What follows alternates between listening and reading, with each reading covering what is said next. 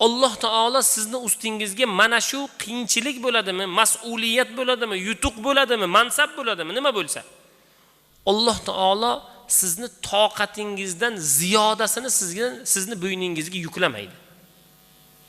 Alloh taologa shukr aytishlik, har bir musibatlarga, har bir narsalarga inshaalloh buzusiz har birimiz sabr ila, yaxshilik ila Alloh taoloni arqonini mustahkam olgan holatda hayotimizni davom ettirmoqligimiz kerak.